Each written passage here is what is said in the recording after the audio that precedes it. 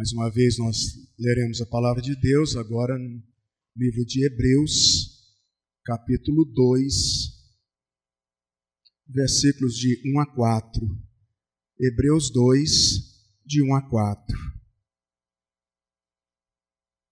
Depois nós vamos, no decorrer da mensagem, olhar outros versículos aí no livro de Hebreus, em outros lugares também da palavra. Hebreus 2, de 1 a 4, diz a palavra do Senhor. Por esta razão, importa que nos apeguemos com mais firmeza às verdades ouvidas, para que delas jamais nos desviemos. Se, pois, se tornou firme a palavra falada por meio de anjos, e toda transgressão ou desobediência recebeu justo castigo, como escaparemos nós, se negligenciarmos tão grande salvação, a qual, tendo sido anunciada inicialmente pelo Senhor, foi-nos depois confirmada pelos que a ouviram, dando Deus testemunho juntamente com eles, por sinais, prodígios e vários milagres, e por distribuições do Espírito Santo, segundo a sua vontade. Amém. Eu destaco o verso 3, como escaparemos nós, se negligenciarmos tão grande salvação? Vamos orar mais uma vez? Deus querido, nós te glorificamos pela tua palavra, nós te glorificamos pela salvação em Cristo Jesus, nós te glorificamos pela tua presença conosco. E nós nos humilhamos diante de ti, confessando a ti os nossos pecados, clamando que o Senhor quebrante nosso coração e nos faça, ó Deus, quedados diante de ti, prontos para, de fato, sermos atraídos pelo Senhor, e que o Senhor abra os nossos entendimentos, as nossas mentes e corações, para entendermos a tua palavra. Só o Senhor pode fazer isso. Só o Senhor, ó Deus, pode aplicar no nosso coração e na nossa mente a tua verdade. Que o Senhor faça isso para a glória do teu nome, por amor do teu nome, e no nome de Jesus é que nós pedimos. Amém. Essa semana eu tive uma experiência bem interessante, nada diferente do que qualquer um de nós passa a qualquer momento dentro das nossas casas, quando você encontra uma aranhazinha caminhando pela parede, não é? Principalmente ali, a casa agora, que nós acabamos de receber e alugamos, que vai ser o nosso departamento infantil e também a secretaria da igreja, vai ser classes de escola dominical e assim por diante. Então eu estava ali trabalhando e mexendo e vi uma aranhazinha que subia pela parede.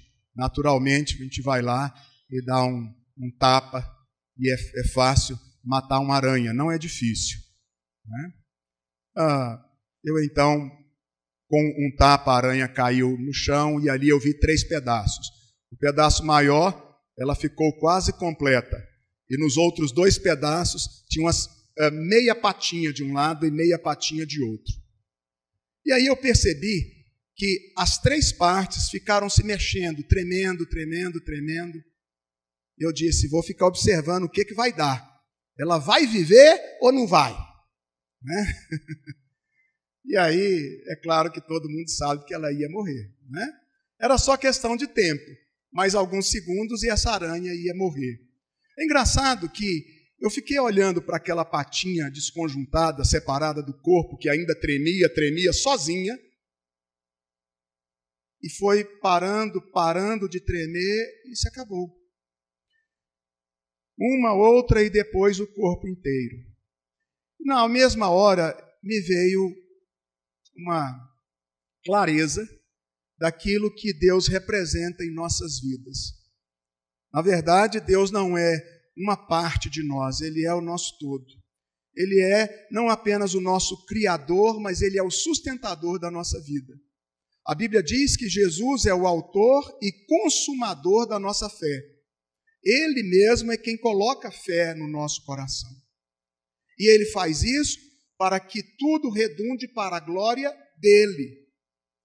E quando Jesus disse que Ele é a videira e que nós somos os ramos, e que o ramo cortado da videira, ele vai secar, murchar e que não vai servir para nada, a não ser jogado no fogo, é a situação que muitos vivem desvinculados do Senhor, desvinculados de Deus. E a Bíblia deixa claro para nós que longe do Senhor, como nós cantamos há pouco, não é preciso de ti, Senhor, longe de ti, Senhor, não vale a pena existir, não dá para viver. Nós precisamos realmente nos lembrar e reconhecer que em nós mesmos, por nós mesmos, nós não temos condições de dar um passo sequer. O primeiro hino que nós cantamos hoje também fala sobre essa dependência do Senhor. E nós precisamos de Deus. Jesus Cristo, ele disse para os seus discípulos: sem mim nada podeis fazer.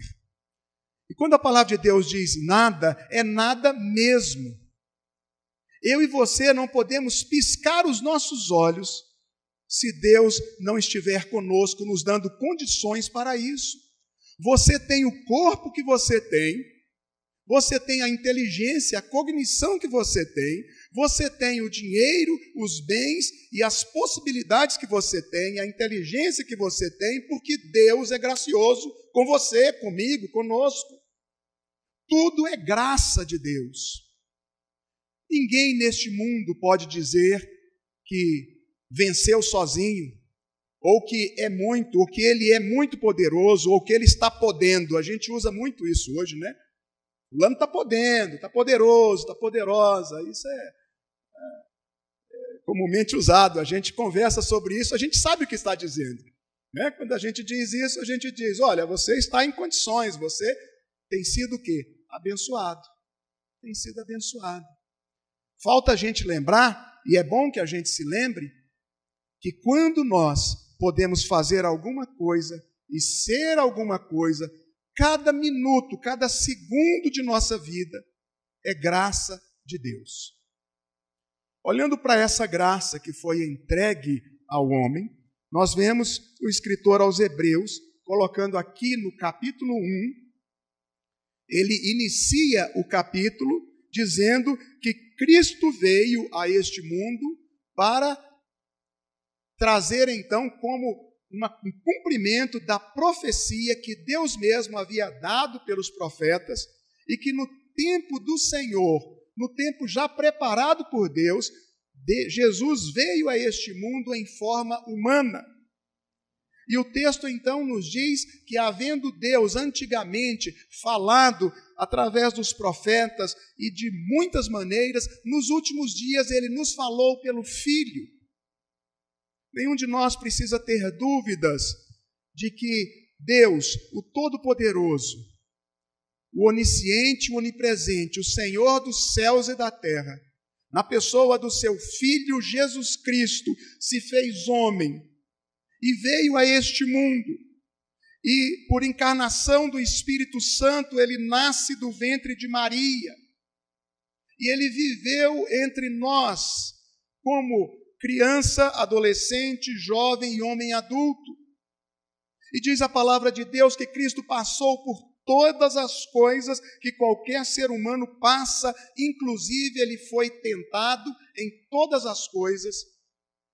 E a grande diferença de Jesus conosco é que ele nunca pecou. Aqui mesmo, no livro de Hebreus, nós vemos o escritor aos Hebreus dizendo que, capítulo 2, versículo 18, o último verso, diz que naquilo que ele sofreu, tendo sido tentado, ele é poderoso para socorrer os que são tentados. Ele é poderoso para socorrer os que são tentados. A palavra de Deus diz que Deus então nos entrega Jesus Cristo como graça, graça dele, abrindo então as portas da graça, e o Cordeiro de Deus vem a este mundo e cumpre toda a lei. E por que Jesus deveria cumprir a lei? Porque sem um homem, se o homem não cumprisse a lei, todo o gênero humano estava condenado, estava fadado à condenação eterna. Jesus vem como nosso representante e cumpre toda a lei, satisfazendo o Pai. E aí a gente pergunta, mas por que Jesus teve que cumprir a lei? Quem foi que quebrou essa lei? O próprio homem. O próprio homem. Jesus deu a Adão e Eva a seguinte ordem: de todas as árvores podereis comer, mas daquela do fruto proibido não comerás, porque se comeres morrerás. Mas Adão e Eva comeram do fruto proibido, foram expulsos do paraíso, e diz a palavra de Deus que a partir daí todos pecaram e todos estão destituídos da glória de Deus. Todo o gênero humano, então, estaria condenado ao inferno. E o que acontecia lá no Antigo Testamento é que o sacerdote, ele se reunia com o povo de Deus e o sacerdote representava o povo diante de Deus. E o sacerdote, ele ia uma vez por ano, entrava naquele espaço chamado Santo dos Santos, para ali prestar um culto ao Senhor e clamar o perdão de Deus para todo aquele povo. Fora disso, nós temos holocaustos que aconteciam regularmente no templo. Para quê? Porque sem derramamento de sangue, diz a palavra de Deus, não há remissão de pecados. Mas quando Cristo vem, a palavra de Deus diz que o Cordeiro Jesus Cristo foi morto uma única vez, e para satisfazer a todo o gênero humano que se entrega a Cristo Jesus de uma vez por todas. Hoje não é necessário ninguém vir à igreja e trazer o seu cordeirinho para ser imolado, porque o sangue do Cordeiro já foi derramado. E o sangue do Cordeiro é o sangue do justo Jesus, que cumpriu toda a lei e se entregou como oferta ao Pai para nos remir, para nos trazer junto a Ele, para nos entregar a salvação. E assim diz a palavra de Deus, capítulo 1 de Hebreus, que Jesus, ele é muito superior aos anjos. E a gente vai perceber que isso ele fala no capítulo 1, o capítulo 2, e ele logo entra no capítulo 3, dizendo que ele não só é superior aos anjos, mas superior a Moisés. E o povo hebreu tinha Moisés como grande autoestima, sem dúvida. Moisés foi o libertador, um protótipo de Cristo, foi o homem que Deus usou para tirar o povo do Egito, que estava escravo por mais de 400 anos. Mas Moisés não era Deus. E aí nós encontramos aqui, no primeiro capítulo, Jesus é maior do que os anjos. Capítulo 2 e 3, Jesus é maior do que Moisés. E depois, quando a gente entra no capítulo 4, começa a apresentar para nós a figura do sumo sacerdote e diz que há um descanso para o povo de Deus. Capítulo 4, versículo 11, aliás, 9. Resta um repouso para o povo de Deus. E o 11 diz que é necessário nos esforçarmos. É necessário nos esforçarmos para entrarmos naquele descanso. Aqui não está dizendo que a salvação é conseguida por obras. A salvação não é conseguida por obras, é graça de Deus. Porém, requer de nós, como hoje estivemos estudando aqui, eu me lembro muito bem que o irmão até comentou sobre isso, que a salvação nos chama a responder positivamente com a mente, com o coração, com a boca e com a alma. O escritor Paulo, escrevendo aos Romanos, diz: se no teu coração creres que Jesus ressuscitou dentre os mortos, ou melhor, primeiro ele disse, com tua boca confessares a respeito de Jesus, e no teu coração creres que ele ressuscitou dentre os mortos, serás salvo. Serás salvo. Porque com a boca se confessa a respeito da salvação e com o coração se crê a respeito da justiça. Qual é a nossa parte? Qual é a minha parte e a sua? Diante do Deus que nos traz a graça dele diante de nós, que abre as portas da salvação, que nos entrega Jesus Cristo como o Cordeiro que já foi morto na cruz, em meu lugar e em seu lugar. Qual é minha parte e sua parte? A minha parte e a sua parte não é fazer sacrifícios, não é fazer boas obras para sermos salvos. A minha parte e a sua não é tentar ganhar a graça de Deus através de dinheiro ou de qualquer outra coisa. Hipocrisias, rituais, nada disso vai chegar a lugar nenhum. Deus nos chama a entregar diante dele um coração compungido e contrito. É isso que Deus quer. A palavra de Deus nos diz assim, diante de um coração compungido e contrito, não desprezarás, ó Deus. O coração compungido é um coração quebrantado, é o coração amolecido, é o coração que reconhece que é ser humano pecador, que não daria conta e não dá conta de cumprir os 10 mandamentos. Não dá. A Bíblia diz que se a gente transgredir um, já quebrou todos. Então, quem é que nunca transgrediu? Quem é que nunca pecou? Algumas pessoas dizem, o que tenho eu com o pecado de Adão e Eva? Se eles comeram do fruto proibido, o problema deles. Se você encontrar alguém dizendo isso, você diga, ok, vamos esquecer Adão e Eva. A Bíblia diz que cada um vai prestar contas de si mesmo a Deus. Hebreus 4, versículo 13. Cada um vai prestar contas. Então vamos pensar assim, você já pecou? Você peca? Você já pensou, já teve algum pensamento pecaminoso? Você já pecou por ações? Você já pecou por omissão, o que você deveria ter feito e não fez? Você já pecou com a fala? Ou você nunca pecou? Você já cobiçou alguma coisa? Você já mentiu alguma vez? Você já colocou algo na frente de Deus como sendo prioridade na sua vida? Não terás outros deuses diante de mim. Veja que quando nós olhamos para nós mesmos, nós vamos reconhecer que há pecado em nós e que não há chance alguma desses pecados serem purgados, deles serem lavados, deles serem purificados, deles serem absolvidos, se não for pela cruz de Cristo. Jesus disse, eu sou o caminho, a verdade, a vida. Não um caminho, ele é o caminho, o único caminho. O único caminho.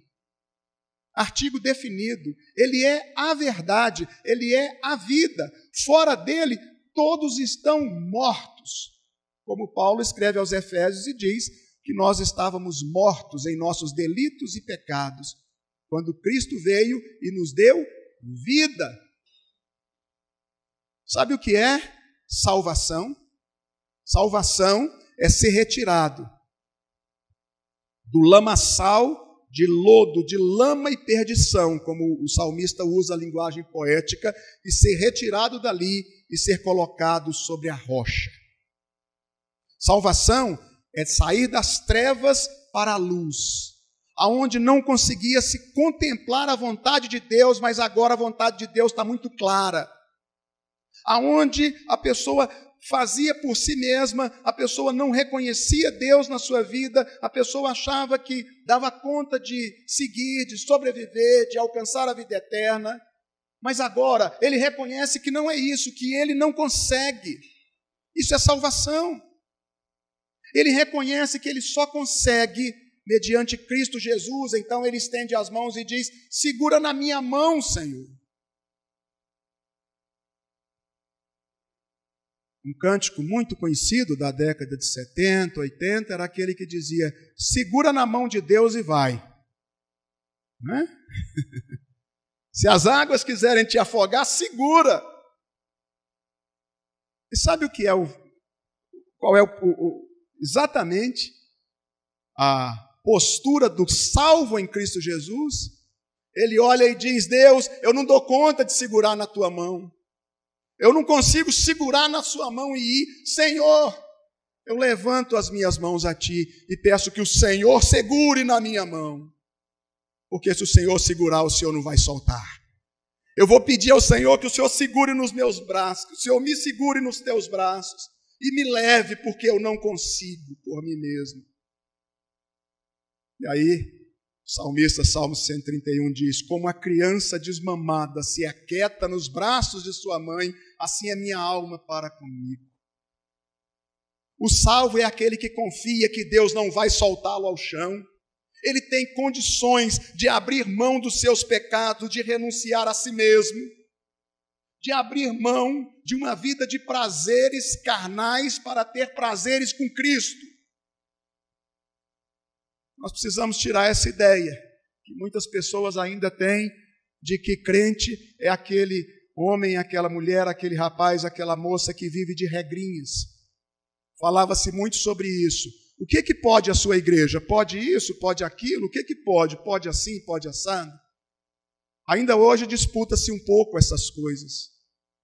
Nós precisamos olhar para a palavra de Deus e perceber que nem todos os que estão na igreja estão salvos. Muitos naquele último dia dirão: Senhor, Senhor. E ele lhes dirá: não vos conheço, apartai-vos de mim, os que praticais a iniquidade. Porque a igreja não salva absolutamente ninguém, e eu não estou dizendo que eu sou a favor dos desigrejados. Quando você conhece a Cristo, você quer estar aqui. Aí você quer estar na igreja. Aí você quer estar junto com os irmãos. Quando você ama Jesus, você quer estar junto com Ele. Quando você, de fato, foi tocado pela graça de Deus e agora você é salvo, você quer estar com os salvos. Você sabe que agora você precisa de ter a sua fé fortalecida a cada dia. Você sabe que você não pode desprezar essa salvação. Você agora teme a Deus. Antes, o pecado na sua vida era feito de forma desonrosa. Você não se importava tanto. Você talvez dizia: todo mundo faz, é assim mesmo, não vai dar em nada. O inferno não existe, Deus é tão bom, vai mandar a gente para o inferno. Talvez você queria encher a sua mente de tantas filosofias erradas por aí. Mas um dia, Deus abre a nossa mente. Um dia Deus mostra para nós que do jeito que o céu existe, o inferno também existe. Que a mesma palavra que cura, que liberta e que salva é a palavra que condena. E que naquele último dia haverá palavra para o grupo dos salvos, que ouvirá: vinde benditos de meu Pai e herdai do reino que vos está preparado desde a fundação do mundo. Mas também haverá palavra para os perdidos, para os que estiverem no inferno. E a palavra dita a eles será: apartai-vos de mim, malditos, para o fogo eterno, preparado para o diabo e seus anjos. Irmãos, o texto que nós lemos diz que uma vez que Jesus veio e já consumou o sacrifício dele na cruz por nós, a obra já foi feita, o plano de Deus está montado, o cenário está pronto para a volta de Cristo. Os sinais estão chegando a cada dia. E mesmo que eu e você não estejamos vivos até a vinda de Cristo, nós podemos ser levados deste mundo a qualquer momento. Deus é aquele que marcou o dia do nosso nascimento, mas marcou o dia, a hora, o minuto e o milésimo de minuto da nossa morte. Tudo está marcado, tudo está registrado. E diz a palavra de Deus que importa, por esta razão, importa que nos apeguemos com mais firmeza às verdades ouvidas. Talvez você já tenha ouvido muitos sermões, talvez você já tenha ouvido falar de Jesus muitas vezes, talvez você já tenha lido a Bíblia algumas vezes, já conheça bastante o inário. Eu quero dizer que conhecimento algum pode salvar alguém. Não estou desprezando a leitura da Bíblia e o conhecimento. Aliás, todos os que são salvos em Cristo Jesus vão ter vontade de conhecer mais e mais a Deus. Como diz o profeta Oséias, capítulo 6, versículo 6. Conheçamos e prossigamos em conhecer o Senhor. A gente quer cada dia mais aprender de Deus. Mas vejam bem, a palavra de Deus está dizendo a nós que é necessário que comecemos a dar, e hoje é o dia aprazível, hoje é o momento, dar ouvidos às verdades que já temos visto, ouvido e contemplado. Precisamos dar ouvidos à voz de Deus em nossa vida. Eu costumo dizer que do jeito que nós temos 2 ouvidos, e nós ouvimos não apenas a voz de Deus, mas ouvimos a voz do capeta, do Satanás, cochichando no nosso ouvido, quase que constantemente, nos chamando para pecar. Quem é que vai escolher? O que você quer nessa noite? Uma vida guiado pela graça de Deus, tendo segurança que se você morrer hoje, você estará na glória com o Senhor? Ou você quer continuar nas trevas, na escuridão, perdido, sem norte? Diz a palavra de Deus que é necessário nos apegarmos com firmeza às verdades ouvidas, para que nós não nos desviemos, não sejamos enganados pelas artimanhas do diabo. E por que é que nós temos que ser tão firmes assim? Diz o versículo 1, por quê? O versículo 2 responde, porque o nosso Deus, Ele é fogo consumidor. Porque a palavra de Deus não cai por terra. Porque se Deus não aliviou, não poupou a anjos que pecaram, mas já os destinou ao inferno, Ele não deixará que ser humano algum entre nos céus se não atravessar por Jesus. Se não receber a limpeza dos seus pecados pelo sangue de Jesus, não há céu para quem não se rende a Cristo. Não há outra possibilidade. Então, irmãos, por que ser firme e dar ouvidos a Deus? Porque se a palavra falada por meio de anjos e toda transgressão ou desobediência receber o justo castigo, como escaparemos nós se negligenciarmos tão grande salvação? Qual é a escapatória? Sem Deus, nós não somos mais do que aquela aranhazinha que eu citei no início da mensagem. Uma aranha que ainda sobrevive por alguns segundos, ainda bate, ainda treme, ainda tenta, mas não vai dar nada. Não vai chegar a lugar nenhum. Já está morta.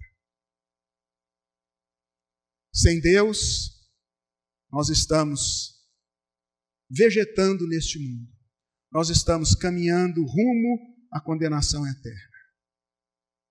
E é por isso que Salomão, escrevendo os Provérbios, diz: salva os que estão indo para a morte e livra os que estão indo, os que cambaleiam, indo para serem mortos, indo para a sepultura. O que está dizendo é que a missão da igreja é alertar. A missão da igreja é dizer a toda criatura: eu não posso dizer nada a respeito do coração, da vida de nenhum de vocês. Deus não nos deu essa capacidade, graças a Deus, nem essa responsabilidade, nem esse dever de julgar o coração de ninguém, mas Ele nos deu o dever de alertar. Fico alerta para cada um de nós. Como escaparemos nós se negligenciarmos tão grande salvação? Uma mãe não pode salvar o seu filho, o pai não pode salvar a filha, os filhos não podem salvar os pais não podem salvar as suas gerações. Ninguém pode salvar a outro, um irmão não salva outro. Cada um de nós, diz a palavra de Deus, terá que comparecer diante do tribunal de Cristo, diante do tribunal de Cristo. capítulo 3, versículo 12, eu já quero concluir. Está dizendo a palavra: tende cuidado, irmãos, jamais aconteça qualquer de vós de perverso coração de incredulidade que vos afaste do Deus vivo. Talvez você que me ouve agora pode estar na dúvida: será que realmente eu preciso dar um passo verdadeiro com Jesus nessa noite? Será que é necessário isso? Será que Deus me chama para junto dele? Será que vale a pena? Uma vez eu aconselhava uma pessoa, e normalmente o conselheiro bíblico ele não deve falar o que ele acha, o que ele pensa, mas o que Deus está falando. E aí eu mostrei para a pessoa o que Deus estava dizendo. Olha, Deus está mandando isso aqui, ó, vamos ler. E nós lemos. E a pessoa disse: mas será que vale a pena? O que vocês acham que eu respondi? Será que vale a pena? Eu disse: não sou eu que estou falando, as promessas não são minhas, e a responsabilidade de cumprir ou não a palavra de Deus também não vai ser minha. Eu te apresento o que Deus manda, qual é a lei de Deus. Agora não é comigo. Eu posso ter certeza que vale a pena, porque eu já experimentei na minha vida. E graças a Deus, essa pessoa tomou a decisão e resolveu de fato se lançar aos pés de Cristo, confessar os seus pecados. E daí em diante sua vida foi transformada. Louvado seja o nome do nosso Senhor. Eu quero dizer a você que Deus nos chama hoje para nos achegarmos a Ele. Capítulo 4, 16. Confiadamente junto ao trono da graça, para recebermos misericórdia e acharmos graça para socorro em ocasião oportuna. Hebreus 4, 16. Nos chama para nos achegarmos no trono da graça de Deus, para recebermos misericórdias e acharmos graça. Você quer essa graça? Essa tão grande salvação? Então achegue-se ao trono de Deus. O trono de Deus não é aqui na frente, não é ali junto do piano e nem aqui junto à mesa do Senhor. Não é aqui. O trono de Deus está nos céus, mas você pode chegar lá agora, se você colocar o seu coração diante do Senhor. Olhe para Jesus e acerte a sua vida com Ele. Clame a Ele que limpe todos os seus pecados e que te mostre o valor daquela cruz, daquele sangue derramado. Não despreze a graça de Deus. Não há como escapar se negligenciarmos tão grande salvação. Que Deus nos abençoe, que Deus nos guarde, que Deus nos livre de todo mal.